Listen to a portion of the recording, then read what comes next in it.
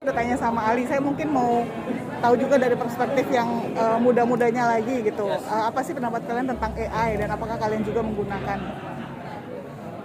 Aku udah jawab tadi. Kalau pendapatku tentang AI, aku rasa AI itu hal yang sangat tricky ya. Sebenarnya kita udah banyak makin kesini kita makin banyak lihat kayak pro dan kontra AI gitu. Tapi aku rasa memang harus banget buat pengguna AI untuk juga punya kemampuan untuk menahan diri untuk benar-benar tahu sebenarnya fungsi AI itu ya, batasan-batasan dan fungsi AI itu sebenarnya hanya untuk mempermudah hidup kita, jangan jadi otak kita gitu. Karena kadang-kadang kalau kita kebanyakan pakai AI juga banyak generasi-generasi sekarang yang makin kumpul gitu. Yang bisa kita contoh dari film ini adalah AI kan di sini kan kita temanya berduka, banyak orang juga pakai AI itu sebagai tujuan akhir. Menurut aku itu gak benar karena AI itu cuma sebagai alat bantu kita untuk berduka karena orang kan berdukanya dengan caranya masing-masing. Jadi menurut aku AI itu gak bisa jadi pengganti sosok ibu. Menurut aku ya AI itu bisa jadi membantu atau malah oh ini dia Mr. Wedding. Let's go. Oke, jadi ya AI itu English.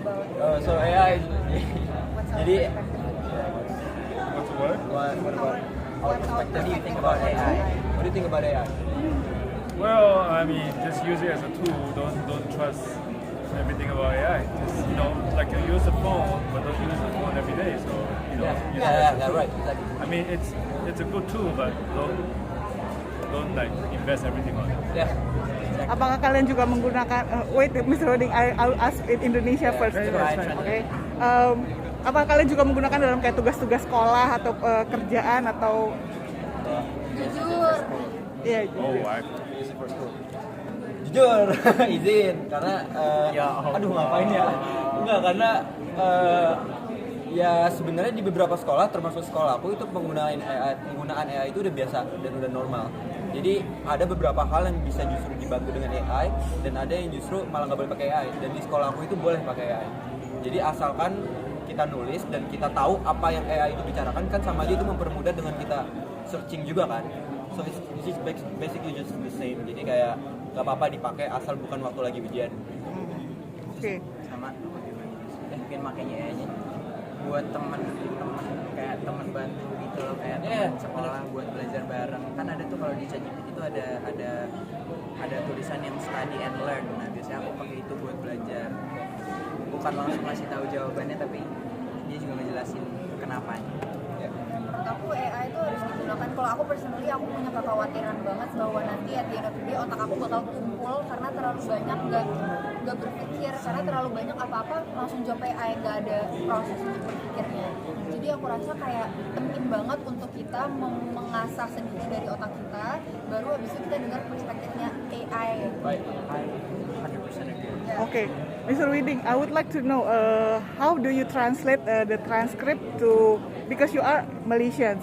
I mean, you didn't know like the culture, those kind of things. How do you translate the scenario to the visual of the movie like that we are watching just now? Well, like I said, you have to open to everyone. Like the assistant director, the script supervisor, the writer, they all give me the input. So I'm more like I'm kind of like a conductor. Like everyone have to play the good part. So I have to make sure they're all in harmony. So it's like in a way. I did try to look at some Indonesian movies to learn what's going on, but at the end of the day, it's your own stuff, so you have to trust yourself. And I rely on them, the writer, even the production assistant tell me something. I think if it's good, then I'll use it. Like the songs, in the editing, I have to trust the editor, the producer, Shanti. They told me this is a good song, this is, what the lyrics is about, and then I say, good, it sounds really good, and so it's basically just really you have to open to everything, and this is the first time I have a chance to do that, because when you do your, film in your own language, you tend to want to control everything, so this is actually kind of a freedom, yeah.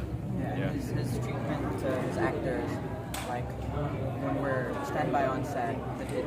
Like before we started shooting, we always meet each other on set just to know what's going on. Like, we read on the sebelum kita take tuh. Waktu pertama kali datang pagi-pagi kita nggak ke makeup, nggak ke kostum, tapi kita ke set, kita ngobrol sama Winnie untuk pikiran apa yang mau kita lakukan hari ini.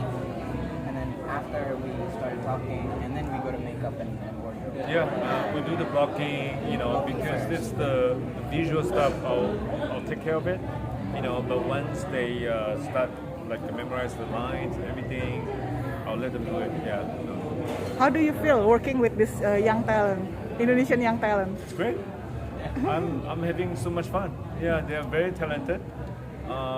They are very eager, and I mean, it's like they all come here prepared. They do all the homework. So I mean, for me, it's very easy for me. Once you do the homework, it's like a teacher. If all the students are doing their homework, I don't have to go crazy.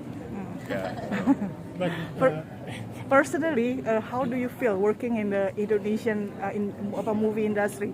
Because I heard from Santi also that you're also making a Filipino movie, which is also a different language to your nationality. Yeah, because the reason I can take this job because my first film was shot in Tagalog. It was about Filipino people, so I don't understand Tagalog. So, but yet I made a film. The film was quite good. That's why when Shanti approached me, I'm like, that's fine because I've done it before. Also because I'm from Malaysia, because we have a lot of language, like growing up, like Malay, Hindu, Chinese. So I'm kind of used to in a place that I don't have to understand everything. And also, I've been traveling around. When I was young, I studied abroad, so I experienced a lot of culture. So in the way, I'm not too worried. I don't have culture shock. So like even the food is fine for me. Yeah. but do you have the role of sound design of your filmmaking? I'm sorry. Do you have a role sound design about your filmmaking? Because Sound design. yeah, the sound design. Sound design about your filmmaking in this film and before, because in this film the music is like very good. How you choose that? I mean the concept, the concept of the music as a background. Oh no, I trust the editor and producer. They recommend the songs to me, and they told me how good the song is, what the lyrics about. I asked them to translate the lyrics for me, and I understand the lyrics. And once you put the music into the visual, if it works, it works. You feel it, and it doesn't matter what kind of language. So yeah, I mean, a lot of things is going through instinct. So you have to trust your instinct more. So instead of like your data, your brain, your experience, sometimes you have to let it go. Yeah. And how do you communicate between the DOP, because the DOP also from Singapore, right? Yeah. I mean, you haven't worked with him or her before, so how do you create the scene, talking, the creative process with him? He present the reference to me and say, here, which one is better for you? I say, this is what I want. The good thing about, they all speak English, which is good. I mean, most of the, crew and cast speak English. That's our common business language. So that,